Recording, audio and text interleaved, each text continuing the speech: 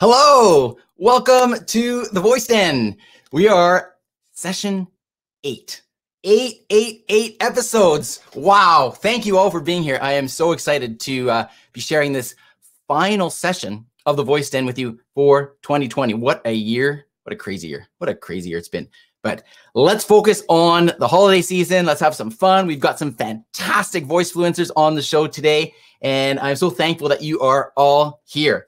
As usual, we need to know who's new here. So let's hear it in the chat. Put in your little comment where you're from, where you are, and if you are new, I want to hear all about that. Hey, Ray was our big winner last time. He took home a huge prize package. Way to go, Ray. Glad to see you here. Fred.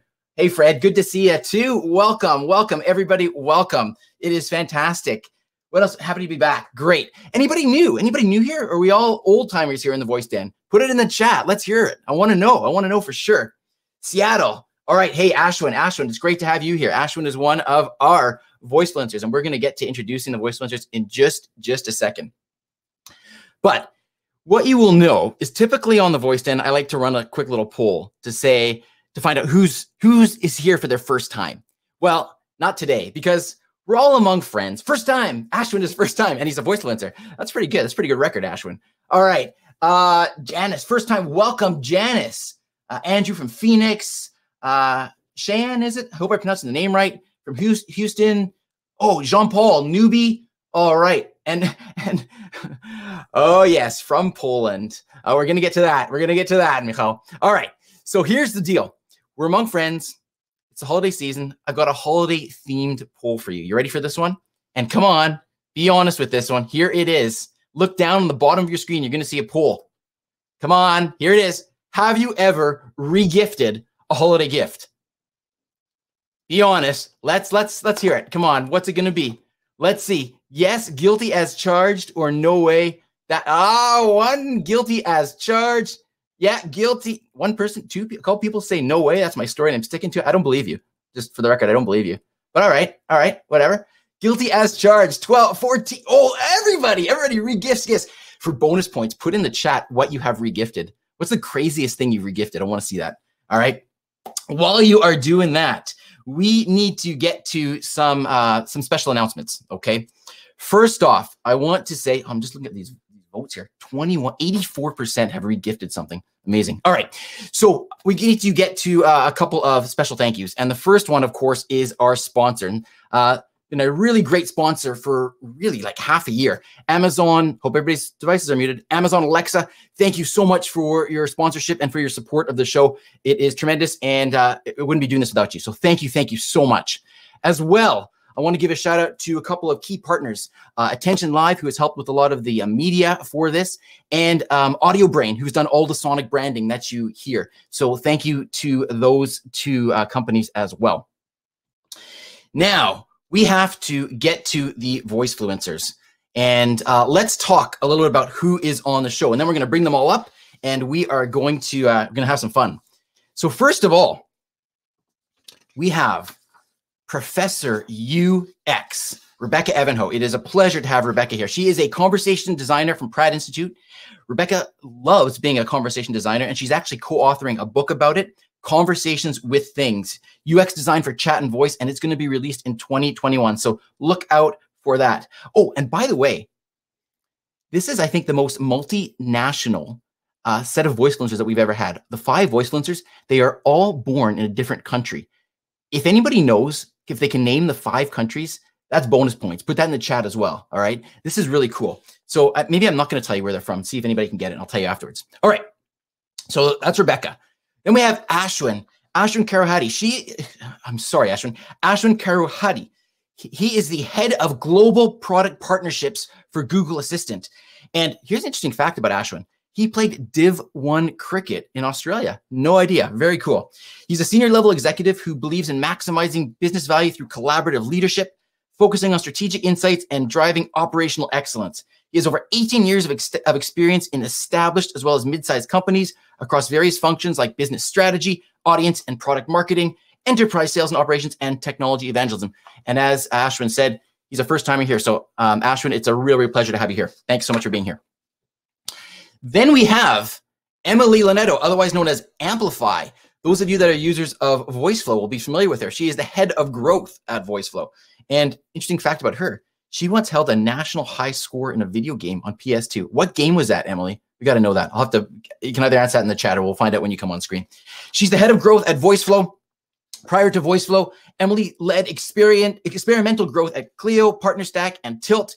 Using her background in design and community, Emily strives to build organic and scalable growth strategies for early stage startups and beyond. Outside of VoiceFlow, she co-founded Growth TO, the largest community of growth practitioners in Toronto, advises for startups, and teaches growth and no code at Grow Class. Awesome. All right, Emily, I'm just reading that. SSX tricky for PS2. I don't know. Oh, and Heidi, US, India, Canada, New Zealand, Poland. Boom. Heidi, you got it. Well done. Well done. You got it. You got the 5 countries. All right. Then we've got, let's go back to here. All right. Now we've got the Utterman. Oh, yeah. Michal Stanislawek. I hope I did okay with the pronunciation there, Michal. Co-founder of Utter1 and Voice Lunch. Michal believes that ambient computing will one day allow us to talk to technology all around us and that virtual assistants will become indispensable in our everyday lives. In 2019, he founded Utter1, a voice agency. And in 2020, as I'm sure many of you are familiar because I recognize the names from being on a Voice Lunch, he co-founded and co-organizes Voice Lunch, a series of events to allow the voice community to regularly meet, discuss, learn, and exchange ideas. So it is a pleasure to have you here as well. Thanks for being here. And then last but not least, we have Jennie Stenhouse.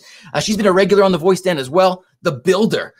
She's a developer advocate for Neosensory and the COO of Women in Voice. Her career has taken her from the games industry to chasing wildlife vets through the African bush to designing and developing voice experiences and is now helping build a developer community. Throughout this somewhat random journey, there's always been the common threads of a love of storytelling, building tools, and connecting people. She is so excited to be exploring emerging technologies in such a vibrant community. Well, what a lineup. I am so excited to have you all here. And now what we need to do is bring you all up for a quick moment to say hello, and then we're going to get on with the questions. So here's where we're gonna bring everybody up on stage. So here's where we all a little bit of patience here while we get everybody up here. All right, and we need to grab Emily. Let's get Emily up here. Okay, and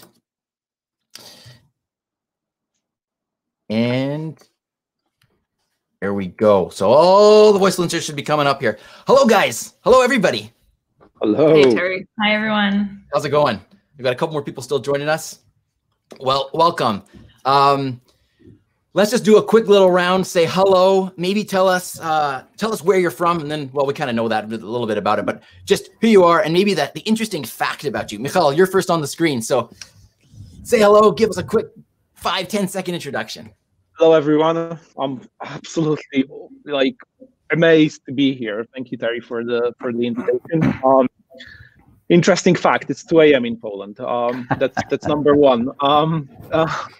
The interesting fact about me that I gave you is that I started my journey with computers with Atari 65XE, and probably my first code was actually written to a tape cassette, which is not far from voice, right? That's amazing. Great. Yeah. Well, it's a pleasure to have you here. So excited. Many of the people in the voice den right now, they are familiar with you from your great voice lunch. So awesome. Rebecca, great to have you here. Your interesting fact. What's your interesting fact? I was just Googling it because I don't remember what I said. I'll give you a clue. It has something to do with your middle name. Oh, I don't have a middle name. That's it. You don't have a middle name. That's my go-to. I should have known. Yeah. That's your go-to. Yep. All right. And have you ever regifted something? Come on, be honest. Absolutely. All right, good. All right, we're in good company. All right. You have to sometimes. You got it. So Rebecca is our conversation designer extraordinaire on the show here. So if you've got questions about that, then she is your person. Emily, hello. Hi there. How's it going? I just tried to desperately look up an interesting fact as well. So I'm with you, Rebecca. We kind of gave yours away about the PS2 thing. So I was like, did I miss something? But yes, at one point, my parents lied to me and told me that there was only one game available for the PlayStation, and it was SSX Tricky, and I got really freaking good at it. There you go. If anybody else played that, you got to say something in the chat there to see. And then you got to, at some point when COVID ends, you got to have a challenge there and take on Emily. See you win. I mean, I'm about to go into a 2-week quarantine in Canada, and it's the only game system that's at my parents' house. So back at it. Back at it. All right. Awesome. Great to have you here. Ashwin, good to see you. And I kind of gave away your secret little talent there, but go ahead. Tell us who you are. Thank you, Terry. It's great to be here. As I said in the chat, first time participant. So it's fun. I've heard a lot about Voice Den and an hour of like real kind of bonding and community. So thank you, Terry, for inviting me over, and it's nice to be here. Awesome. Great. I guess the fact was I played cricket, and I played Division 1 cricket down in Australia when I went to Amazing. That's awesome. And Jennie, can you hear us okay? I know there was a couple of technical difficulties. No, I don't think you can hear. No. All right. If you guys can hear me, I can see. We can hear you. Yeah, I can't hear you. And although I can vaguely figure out what you're trying to say, I can't read lips that well. So I may have to. I'm not sure the best tactic here. I'm going to drop out quickly and then join as quickly as humanly possible again. So hopefully I'll see you all in a very brief amount of time. Okay, no problem. All right, so while Jennie's doing that, for those of you that have been on here before, you know the way this works, but down in the bottom of the screen, you're gonna see a place where it says ask a question. And I can see we've already got 6 questions asked, so people are keen to get up here, which is fantastic. And if you can direct your question towards somebody, that's great. If not, we'll pick 2 people, we'll bring them up. And then the fun part here is we put up a 5-minute timer. And you get 5 minutes to have your discussion with 2 of the Voicefluencers that are going to stay up here, and then we just do it again and again and again, and we get as many little conversations as we can, and that's how it works in the Voice Den. So I'm going to dig into the questions here. Remember to vote on your favorite questions too. You can vote on them, and as you vote on them, those popular questions, the ones that people want to get answered, are going to kind of rise to the top, and we'll make sure that those ones are the ones that are answered. So here we go. We have, what are the best voice apps for the holidays? Oh, that's a great question. All right. So Ray, let's get you up on screen here. And I don't think you were directing that towards anybody in particular. So let's see. How about we keep Emily and Ashwin up? You guys okay with that? To answer this one, tackle this one, and then we'll get Rebecca and everybody else back up here soon. All right. Sounds good. We'll see you a bit. All right. Hi. So, hello there, Ray. Welcome, welcome, welcome back. Yeah, it's great to be back, Terry and everyone. What a great time I had last time. I just couldn't miss this. Awesome. I'm so glad to hear that, Ray. Thanks for that. Yeah. Okay, well, a lot of people know you, but I'll give you maybe just the 5-10 second intro, just so for the people that don't know you, they can just have a little bit of context, and then I'm going to start the timer, and you can just ask your question, have a little discussion. All right? Yeah. Okay. Yeah. So I'm an IT program manager in the Greater Toronto area. I work a lot on integration of systems and technologies. I'm now working a lot in healthcare, which is new. So I'm doing some pretty cool stuff with system integrations, and I'm really, really passionate now about learning about voice and integrating more voice systems. And I thought I'd start out with a nice festive kind of question. As we're moving in, I see this great, Hanukkah and stuff behind you, and Christmas and all the rest. So I'd really love to hear of any cool holiday themed voice apps or skills you've seen recently. Or what? Or if you haven't seen too many, what would you like to see? Sure, that's great. Who wants to start that? Emily, do you want to take that first? Sure. So we've seen a ton from more recently a lot of apps around like children's education, around in particular Creativity Inc. An app that we were working on with them has recently popularized a ton right at the end that talks through a different type of interactive story with children, with doctors, with interactive layered music. It's really exciting and engaging for at home. And also on the flip side, Ma Attention, which is actually a French app that Nico, our in-house engineer, built more recently, allows people in Paris during the lockdown to easily access any of the documents they need to go outside, to see their families, to download those PDFs directly to their phones or to their emails via card, which I think has also been more on like the functional side, really exciting to see. Awesome. That's great. And I'm watching the chat too. People are nicknaming me already on the chat there. Yeah, just for the context, so people know what they're talking about. Ray won a huge prize pack last week, which was like worth over $2,000. Thanks to all the sponsors. Thank you to the sponsors very much. Thank you, everyone. It was great. Ashwin, go ahead. Some of those prizes are going to last a while because I'm just learning your systems and technology. So I love this stuff. Awesome. But yeah, let's go to the other panelists. Ashwin, yeah. Hey, Ray, how are you? 2.5 minutes. I mean, it's a good question, but I don't know if I'm the right person to give you like a really good answer, which makes sense in terms of what cool voice apps or skills and actions are out there. Predominantly from Assistant, you would have seen a lot of the news announcements and the launches that have happened in Q4 of the year, where we focused a lot on games and stories. So, for example, Pottermore launched the Pottermore experience, the interactive experience, as a canvas for smart displays. And we've been working with a lot of the folks, even here on the chat, where games has become a very, very critical engagement factor. Yeah, I did a couple of escape rooms on voice, and I thought that was pretty cool. Yeah. Like, because you would do these, you used to go out and do these escape rooms, but now you can actually get this experience on voice. So I thought that was pretty cool. And I know people in the chat here, they're mentioning like Santa Tracker and all that. That sounds pretty cool. So yeah, there's a few of them. I think from a first party experience, I think the integrations we have done with Zoom and Disney are pretty cool. So where you can play Disney Plus and have Zoom calls on smart displays. Yeah, let me ask you this before we run out of time. Is there a good way is anybody thinking about doing like Christmas dinner with your voice at, like with an Echo with Zoom running, and try to go across tables? Like try to do like, because you can't get together personally this year very much. We're not supposed to at all. to do like a, one on our table, one on a grandparents' table, and try to, I don't know, have a dinner together? Is that? Yeah. I mean, there's no reason why you cannot do it. Yeah. I mean, obviously, I think it's just like any other thing. You can do like a smart display to smart display call without having a Zoom in between. I mean, that's a straight up video call. But if you set up a Zoom call, I'm sure everybody can just join in on a display anywhere and still have a virtual family dinner. Yeah, I think that. Sorry about that. I can definitely say I actually tweeted about this right when I moved out to the Bay and then the border shut down. My family's in Canada and my parents are a little less tech savvy than I am. And so the first thing that I sent them was actually an Echo and a Google Nest. And my parents both have their preferences. They can battle royale over it.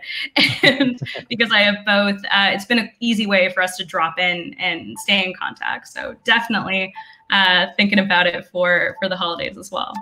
Okay, everyone. Merry Christmas. Stay safe. Happy holidays. Happy holidays. Awesome. Thanks so much, Ray. Thanks for being here, and thanks for the question. Great way to start us off for the holidays. Love it. Great question. I was actually thinking, Ray, to be honest, I was thinking of putting that kind of question, like who's using voice technology in the poll, and I didn't do that. But anyway, we're thinking on the same wavelength here. I love it. Super cool, Ray. Awesome. Good to see you, Ray. Yep. Ciao. All right. Awesome. Thank you, Emily and Ashwin. We're going to pull up. Oh, the next question. This one's actually specifically for you, Ashwin. So I'm going to keep you up here. And I might get Rebecca up here as well. So Emily, we'll see you in a bit. All right. Okay. And let me bring you up here, Rebecca, as a designer. It might be interesting to get your take on this.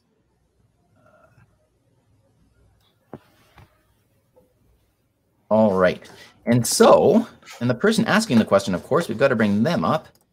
And that is Andy. So Andy, I'm going to invite you up on the screen. And this is sort of a Google question that's related to, well, Andy's coming up. Maybe I'll read out the question. With low code, no code being all the rage, what is Google doing to help us non-developers now that templates are being phased out? Alexa has blueprints that content creators and Convo designers can start with. Hey, Andy, maybe just take a moment or two and introduce yourself. Yes, so I'm the person who would have gotten all the gifts if Ray hadn't gotten them last time. I just wanted to mention they were supposed to go to me. Oh, it was a little mistake. Nice touch that I'm going right after Ray the Stealer. I'm just voice adjacent, so I'm more of a content creator, and I'm dabbling with everything. I was so excited to see that there are blueprints, and I started looking into templates, and then I realized the templates are going away. So, anytime I'm looking at my Google feed, no code, low code is the thing that everybody's talking about, and I feel like now when I'm going, so I was directed to GitHub, and I have no idea what to do. It's not clear to me, and I don't think I would manage any of the stuff that replaced the templates. So what are you doing to help us, people like me? Andy, great question. I wish there was a Google product leader who can actually kind of speak through some of those things. Look, developers are obviously one of the core part of our ecosystem, and now with voice, I think the ecosystem has expanded in terms of content creators and designers and publishers. One of the blueprints, when I was with Amazon when Blueprints had launched, and it was kind of one of the coolest things that we were able to get it out there for folks who just want to have that experience of building and seeing, like, hey, how do you build interactive voice conversational experiences? We moved from you see a little bit of what we're trying to do, where we moved from dialogue flow now to actions builder, where I think a lot of that in terms of content creators, it helps to a certain extent. But there's a lot more focus right now on how do we think about kind of voicifying existing use cases, and what are those use cases which lend themselves to a voice as a first party experience in a very easy way. So I think that's where you will see a lot of our focus in kind of the, hey, there's a mobile route, and how do we, and then everybody is comfortable, personal, using it on a daily basis. How do we make those tasks easier for them instead of having to pick up their device and doing it 5 steps? How can we make it? So that will be one of the key focus, and smart display experiences will be a key focus. So we will see most of it in in terms of like ambient computing. How do we take existing phenomenal experiences for consumers are used to and bringing them across this place with voice as that interface to kind of interact with them. Great. I don't know if I don't think that's the right answer, but that's kind of context for, hey, this is kind of where we are going. And if I can just interject, and I don't mean to, I know, Rebecca, because you're also more on the convo design side, probably you see where I'm coming from. So if you leave experiences up to I'm a UX designer, that's what I do as my job, like accessibility and UX designer. If you leave content creation to developers and the entire experience to developers, you don't necessarily, I mean, not you personally, but mistakes are being made when, and only developers are the ones that have easy access to things. And we are being left out. Just wanted to say that. Rebecca, you want to jump in there and get your take on it? Yeah, I think actually that's a really interesting idea. So what I will say is that for myself, as a conversation designer, I've always kind of worked side by side with the developer. So we do a lot of like no code and low code prototyping. When it comes to actually making a product, I have awesome support and a collaborator to work with. So I've been spoiled in that way. But I do like kind of what Andy was saying about a lot of these tools. I do think it's a pretty heavy lift, and I maybe we should pull up Emily too, since VoiceFlow is all about this, to actually have like go from content to launch with a no or low code system. I've found, not specifically about VoiceFlow, about lots of different platforms, I've always found like you really need a developer to do something really effective and kind of like for voice to reach its full potential. That said, I like Andy's idea of, I have had the experience of like content management kind of like getting side jammed into it, or the prompts are hard to keep iterating on. Training data is hard to iterate on. A lot of the assets that we need to be developing are hard. It's, you know, it's like in double Dutch jump rope. It's like the content person's trying to like jump into the development that's moving along. So I don't know, collaboration is the key, maybe. I like that. If you have somebody to collaborate with, you need to have that person. So exactly.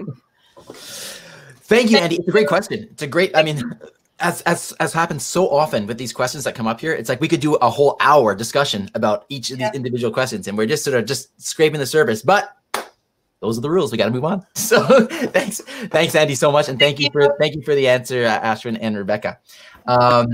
Let's see who the next question is, and Heidi. Let's bring up Heidi, and it's an international one. Okay, great. I'm going to bring up Michal and Jennie then, and I'm going to say goodbye to Ashwin and Rebecca for a little bit. All right. Okay, and let's invite Heidi up. And then we need to bring up our voicefluencers. So let's get, here we go. And then we'll keep our fingers crossed. Hopefully Jennie, your sound will work. We'll see how it goes here. All right. Hello there. Welcome back. Hello. And welcome back, Heidi, as well. Hello. How are you doing? I'm good. Good. And I think we're just waiting for Jennie. Hopefully, Jennie will be able to come up. We will see. Here we go. Little test here. Jennie, can you hear us? I can hear you this time. All right. Wonderful, Jennie. Yeah. Fantastic. Okay, great. So this is a wonderful international flavored question. So Heidi, why don't I get you to maybe do a quick intro and then go ahead and ask your question. Okay, I am Heidi Culbertson. I am the CEO of Marvy.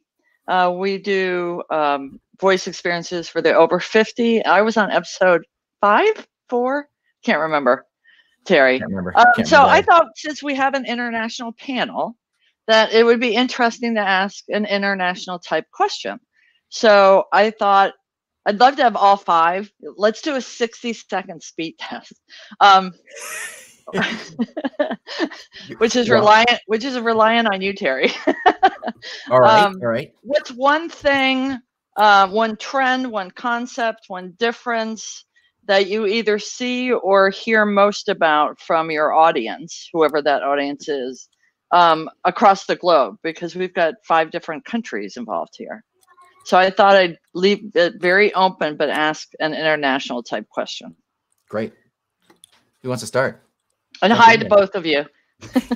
Jennie, you want to step in there? Why don't you jump in, Jennie? Yeah. Oh, yeah, I can jump in. So one thing that I've noticed about the general situation down under is that most of the developers and designers and people working in the industry here are actually targeting the US and Europe because it's a greater market at the point, and China, which is one of the nice things about being down here, is that those relationships are already brought through other trade.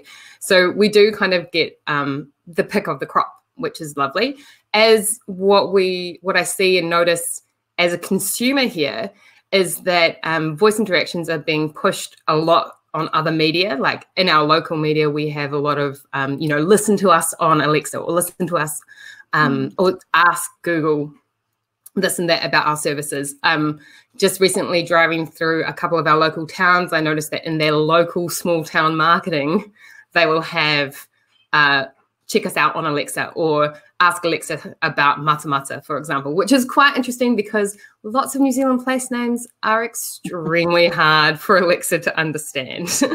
But yeah, it's becoming much more accepted and very mainstream here that even our small local brands are having some sort of representation, which I think is a good thing, as the normalization, of course, will make it more accessible and hopefully lead to more interesting experiences overall. There is, I must say, quite a big pushback against, from the privacy perspective, probably because of the culture in New Zealand, which will be quite a big leap. But I think as there's more things that people use daily, people tend to forget about it, which is both a good and a bad thing.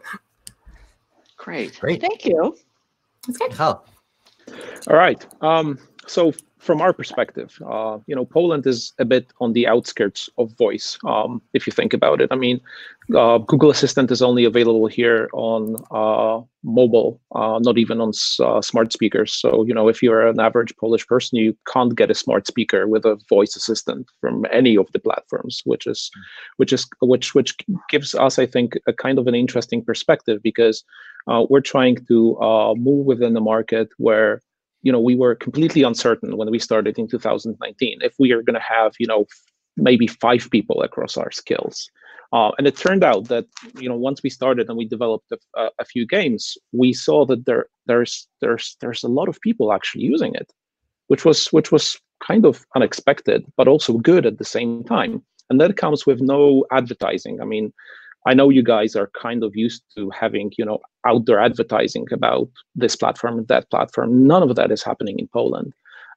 And one of the things that we've learned is that it's absolutely amazing to try those smaller markets, and it ties into another question that I saw somewhere about driving traffic to your skills. In smaller markets, it's much easier. It's much easier to actually, make a difference. It's much easier to be featured in one of the built-in intents, for example, with Google Assistant. And I generally believe that there's a lot of unexplored potential in the smaller international, not the mainstream markets. Great. Perfect. Any other comments there? Heidi, we're just for the sake of time, I might. Can I just say one thing? Since we should take a snapshot of not me, but you three, because you three have, very specifically, created some of the best communities in the voice world. And having been an OG, so to speak, a couple times in different technologies, the people who are in the voice den right now, you've got Women in Voice, you've got Voice Lunch, you've got the 5 or 50 things Teri does. So I just wanted to say thank you. And there's the buzzer. Perfect timing. Thank you. I realized I was listening to you and I didn't put the buzzer on, so that was my fault. But that's very kind, Heidi. Thank you very much for that. Thank you so much, Heidi. Thank you, Heidi. Happy holidays. Happy holidays, Heidi. Thank you for being on here. All right. So, and I think that sort of leads us into the next question here. As you were just sort of alluding to there, Michal, Charles has a question. I'm going to invite him on screen, and it's about driving traffic to voice experiences. So maybe, Michal, I'll keep you on for this one, if that's all right. And I'd like to bring Emily back on. And so, Jennie, we'll see you again in a little bit, okay? All right. So let me just invite Emily on as well. Okay, great. Hi there, Charles.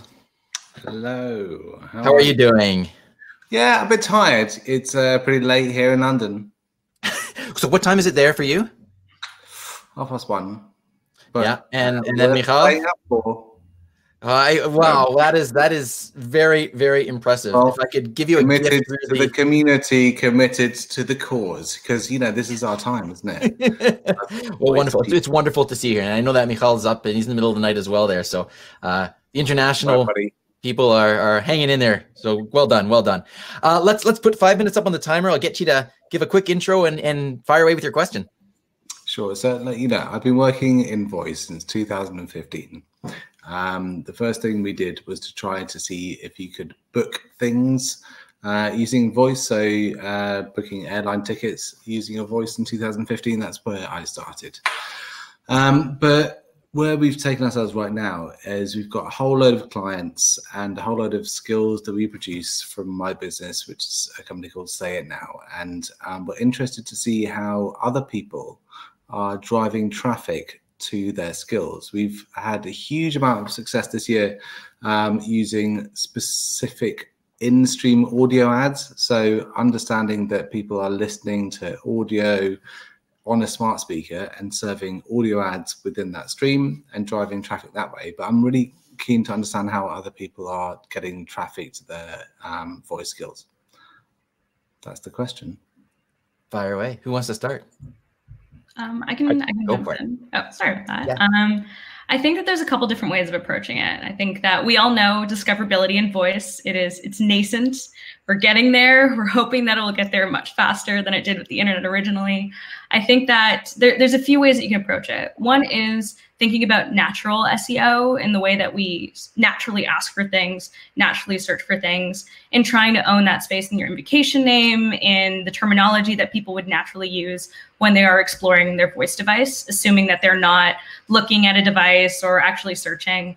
I think another way of thinking about it that I've seen done really well is typical rules of kind of community or basic digital marketing is, where do these people live? I think for us, when VoiceLove first started out as a popular voice app called Storyflow, we were building interactive children's stories, and it was super nascent. We had no idea how to target these people, so we built a community on Facebook. We found parents because they were on Facebook, and we started to target, and we started to use that as our one-to-one channel. They started to share those things out and foster that community. And we also started to now syndicate that across different forums where people were naturally searching. We eventually then moved into other forms of co-marketing where we allowed other people to build on that platform and eventually share those things out or do things together. And I think that's something that this community is doing really freaking well right now, as you can tell from all the familiar faces and all the people that recognize each other and the vibe in this room right now.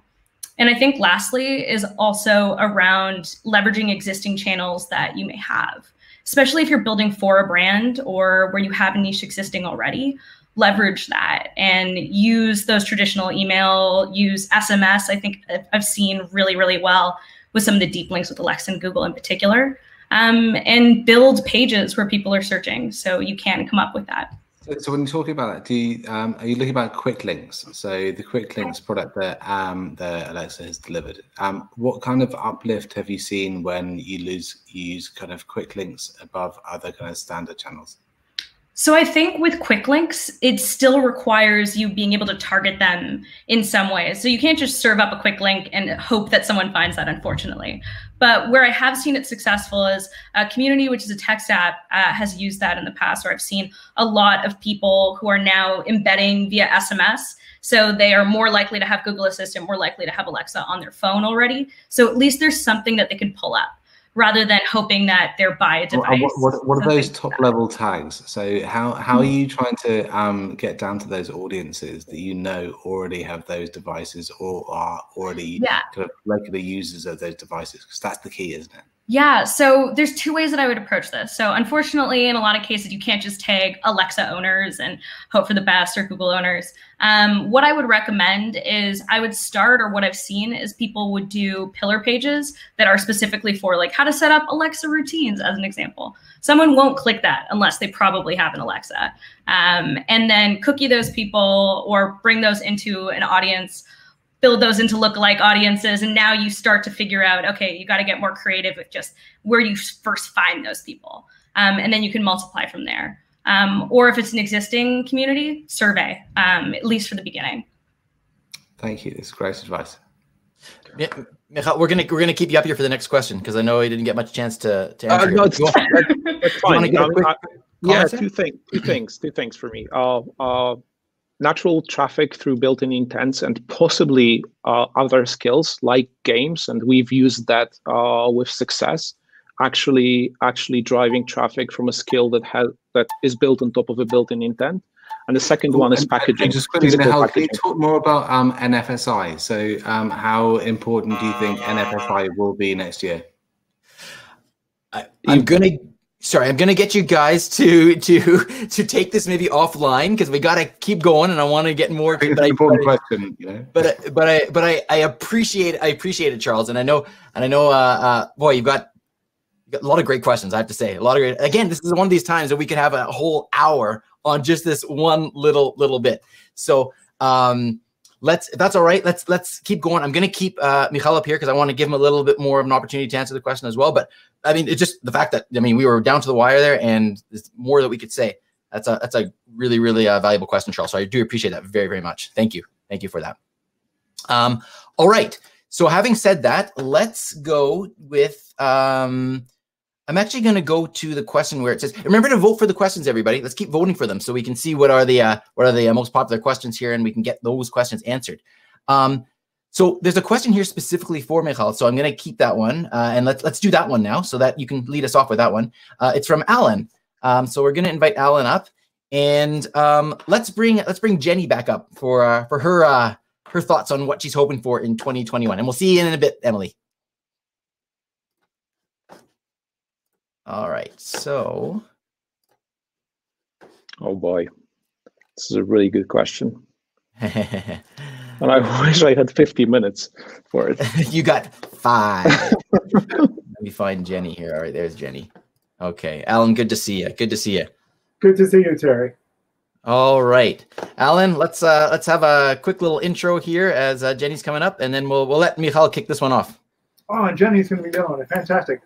So I'm Alan Furstenberg. I'm a software developer. I do lots of stuff. I co-host with Mark of a podcast called Two Voice Devs, and tons of other projects that we don't really have time to talk about because I want to get Michal and Jennie's thoughts on what's coming up in 2021. What are the big things that we're going to see, or what are the big things that you're looking forward to next year? Michal, go ahead. Oh boy. I mean, the first thing that probably comes to my mind, and this is probably inspired by the Alexa hunches recently in the presence detection and the assistant becoming a little bit smarter about trying to assume or understand what people are doing, what they're doing in a given moment, giving them the ability to save electricity, for example, by switching off the lights and all these things like that. And I'm really hoping that throughout next year we're going to see more of that coming from Apple, especially after the recent announcement. And one of the things that I'm really hoping to see is the actual presence detection using the U1 chip and the new HomePods and this whole ecosystem really coming together and allowing people to control their home in a completely different way. Because I think it's going to push all the other players in the market to actually follow, and that gets us a little bit closer to this ambient computing, to this place where, you know, we don't have to really think that we're addressing this, that, or the other, and we've got voice to use at our disposal, you know, and we can talk to like everyday objects. Oh, I mean, that is the future that I'm really, really hoping for. And the second thing is more built-in intents on Google Assistant. I'm definitely hoping for that one. Ashwin, if you're there, hello. Yeah, definitely looking for that one, because I think that's like closing in on the previous question. And I think it's a brilliant way of driving organic traffic into your skills, or directly or indirectly. And we've seen a lot of examples for that. And it's halftime now. I'm going to let Jennie answer this as well. Oh, yeah, we can hear you.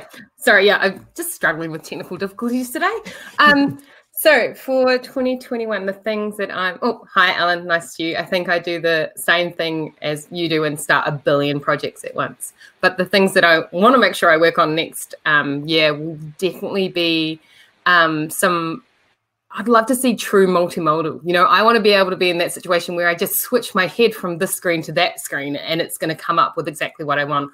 Or the fact that if I ask in my kitchen for something, the response is going to be situationally appropriate without me having to give any clue whatsoever to what I actually want. And that sort of level of context and situational awareness brings up so many exciting possibilities, not just within our homes, but perhaps into public spaces. And I don't know if it's a thing I want to see, but I'm awfully curious about how voice and the idea of ambient computing in itself will extend into public spaces versus our own homes. And you do get, like, I suppose New Zealand's kind of an odd situation, and we have like the ability to experiment. And I think, Michal, you mentioned this before about how if you are in a small pond, so to speak, you can make big splashes because there's not much water to move. So I think that I'm in a situation where these sort of experiments are taking place, and they're coming from not necessarily like big consumer ideas, but maybe more from an artistic perspective. And so there's these artists doing all sorts of weird experiments in the space of voice in public places that might have some really interesting consumer applications when they're seen from maybe a developer's or a marketer's perspective. So I'm really excited about that aspect of things. I'd love to see some stuff happen around privacy and personalization. That's always going to be such a fine line to step, right? Because you can't have privacy becomes really, really complex when you want something really, really personalized. They're just inexplicably tangled. And I've seen some really interesting things about the privacy of VR creation, because you get so much more information from like galvanic skin response or eye dilation that we're just generating. Oh, the time's ticking down. It makes me really nervous. You're generating this huge data stream that says so much about you without having much control over it. So yeah, I would like to see how that changes. Awesome. Great question. Great answers. Fantastic. Thank you both. Great to see both of you here. Wonderful. Thank you. Thanks again for joining us, Alan. It's always good to see you. Thank you. All right. So we're going to go to a question that I think is right up Rebecca's alley about design. And so I'm going to jump to that question. And Katie, I'm going to invite you up on screen here. So let's get Katie up. And I think what I'll do is I'm also going to bring up Emily as well here. So let's do that. So I'll say goodbye to both of you for a little bit here. Okay. And we just got to find the various people that we need here. All right. And there we are. Rebecca and Emily are here. And Katie, I think we're just waiting for you to accept and join on. I think you should be coming on any second. Otherwise, we can always just ask the question and we can get the two of you to oh, I think, Katie, we can hear your audio, I think. Are you there, Katie? Hello. Hi, we can hear your audio. Oh, awesome. I don't know why my camera's not working. That's all right. That's all right. We can hear you loud and clear. So if you'd like, you can ask your question and we can have a little discussion about it. Awesome. Maybe get you to introduce yourself a little bit and then go for it. All right. Great. Yeah, I'm Katie B, and I do creative for digital and voice and work a lot with women in voice. So shout out to Jennie. Hi, Rebecca. Hi, Emily. Great to see you both. So I'm super curious to just hear how you approach iterating VUI experiences from both design and development perspective. Like there's so many, there's so much. Like where do you begin and what tips or tricks might you have? Go for it, Rebecca. Katie, thank you for asking this question. I really appreciate it. And just like Katie is one of my favorite people in voice, I just want to publicly announce that. So I have pretty strong opinions about this. And I think that it kind of goes back to like, I have a chemistry degree. And so like rigorous experiments are like part of my brain training. But I really think that prototypes are meant to be disposable. That's what gives you freedom to be super creative and try a bunch of different stuff, right? And I think we all know that voice is really iterative, and it works well when we have the freedom to do a lot of iterations. So as soon as you start writing code, the desire to kind of hang on and preserve, like you sort of lose that freedom. So for me, there are like a ton of methods for prototyping without code, or with low code, such as VoiceFlow, which my students in my class use this semester. But you can make audio prototypes. You can make paper prototypes. You can do a texting version where you, Wizard of Oz, you pretend to be the bot and you just text somebody. I would bring developers into those processes, but I wouldn't start writing code until you've done enough prototyping to feel confident that when you start investing in code, it's going to be a little bit more stable, a little less throwing away. Because I've just seen a lot of mistakes and a lot of rigidity start to get introduced when people start writing code, even if it's for a prototype, too early. So yeah, I think that like audio prototypes and paper prototypes are really powerful, as well as like the kind of stuff you can build on VoiceFlow. And that's not an unprompted, unpaid plug for VoiceFlow. Well, obviously, thank you for that, Rebecca. And Katie, it's great to see you.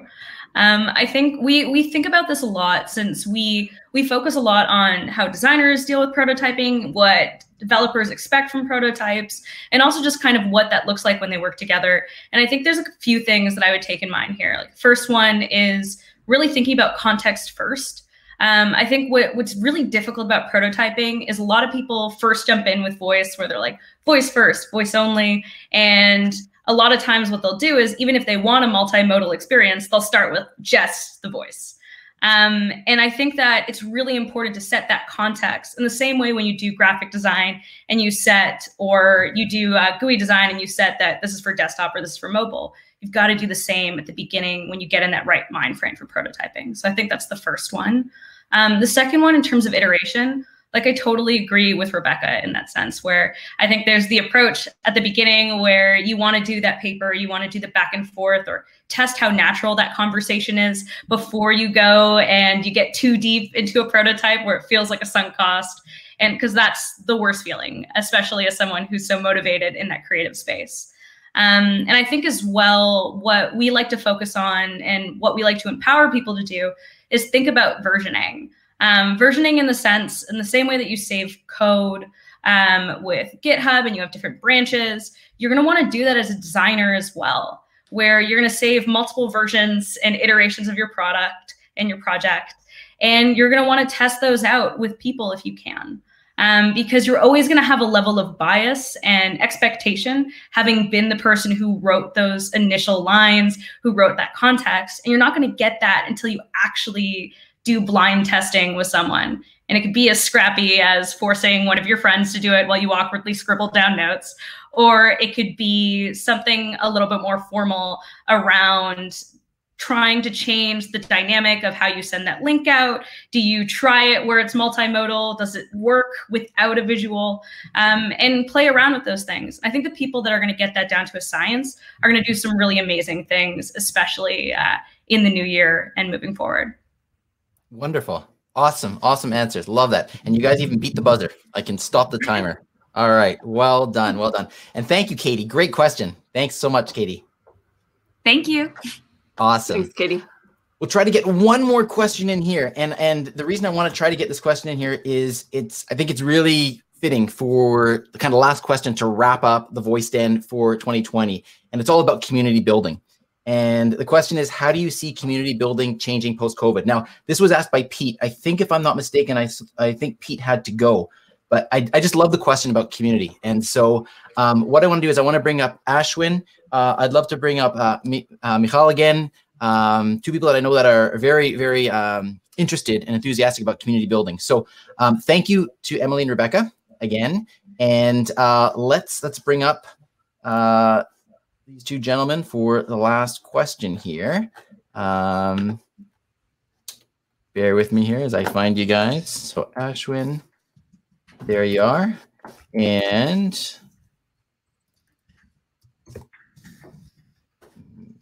oh, there you go. All right. And thank you, ladies. Appreciate it very much. All right. So I'm just going to put the timer up, and I'd love to have a little bit of discussion about the community, because that's what this is all about. And take it away. I'd love to hear your thoughts on community building. Ashwin, do you want to just chat a little bit about that and Google? And Sure. Man, community. This year was kind of the clear indicator of why communities are important for, especially in an ecosystem where we spend majority of our kind of day lives working and doing things. And then that community support has been challenging this year with COVID. So I would say for the community to kind of show its mettle and saying like, hey, we are still strong, this year has been proven kind of over and over. Voice Den wasn't there, right, Terry? Voice Den was started this year, correct? Correct. It started sort of halfway through. So Voice Den started this year. Voice Lunch started this year. Voice Brew has been going on for a little bit. We started Voice Talks.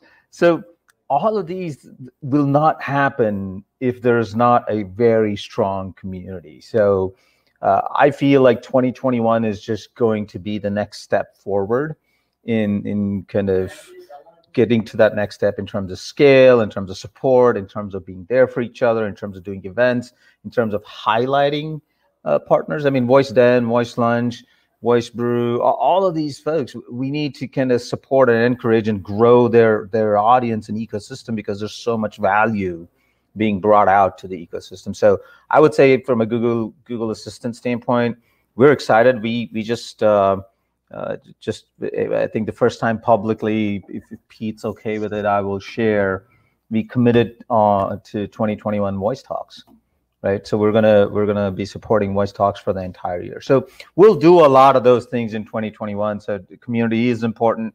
We'll continue supporting it. We are there. We're with them, and like let's go build some amazing things together. Awesome. Love it. Love it. Michal, you got a really successful thing going and wonderful, wonderful community building with Voice Launch. So what are your thoughts going forward? So, I mean, I feel very strongly about this. Community is the absolute heart, the beating heart of any market or any market segment. And, you know, I think that what we've done this year, we've shown that even and especially despite all of the challenges that have been put in front of us with the pandemic and the lockdowns, we can actually get together and we can start using the tools that we've always had. And my biggest surprise in the early days of Voice Lunch was that I've actually met and talked to more people about voice that I have for the previous, I don't know, a couple of months since I was at the last voice conference. And I believe that this is also the future that we're going to see. You know, hopefully the pandemic is going to be all over, but using the technology that we already have, we will be able to stay in touch and not have to like do this 3-4 times a year. Just do it every week if you feel like it, and if you don't, it's also fine. You know, come in whenever you want. And I think it, you know, this whole situation, you know, Voice Lunch and all the other communities, it creates so many opportunities for people to talk together. They create so many opportunities for people to talk together outside of those communities, build relationships that last. And I think this is what's actually super amazing about the communities this year, is that we certainly have seen a lot of people actually talking outside of Voice Lunch and building great things outside of Voice Lunch. And I think that's also the big power of the community. And when it comes to the future, right, I think that once the restrictions are going to be lifted, we're going to see hybrid events, because the situation is probably going to be different in different parts of the world. So, and people might be scared, you know, to travel for a little while. So I think that, you know, if we looked at 2021 and then 2022, we're going to see a lot of hybrid events where we can meet in real life, but where we can also have people participate from a distance. And that's the other thing that this whole thing empowered, is people from all over the world can actually get together and spend time together, have great fun. And VoiceDen is actually a great example of that as well. And that's the timer. Well, it's wonderful. I mean, that's a great way to sum it up. Great way to sum it up. I mean, just look at the 5 of you here today, right? All over, come from places all over the world, and here we are, all with a common interest. And boy, it's just wonderful. Thank you, everybody. Thank you, everybody, for being part of this. I want to thank all of you, the 5 Voicefluencers, for making this what it is. Michal, Ashwin, Emily, Jennie, Rebecca. It's wonderful. And I'm going to say goodbye to the 2 of you now, because I have a little video to show introducing the Voicefluencers for the January session. So here we go. Bye.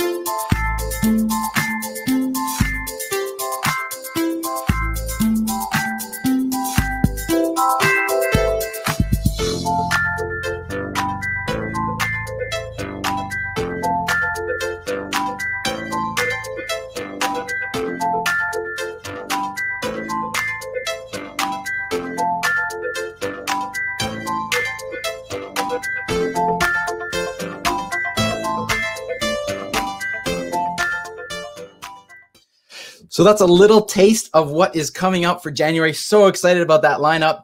I want to thank each and every one of you. I want to just put the button on the screen right now if you want to reserve your spot for the VoiceDen 9, the first one of 2021. It's gonna be a lot of fun.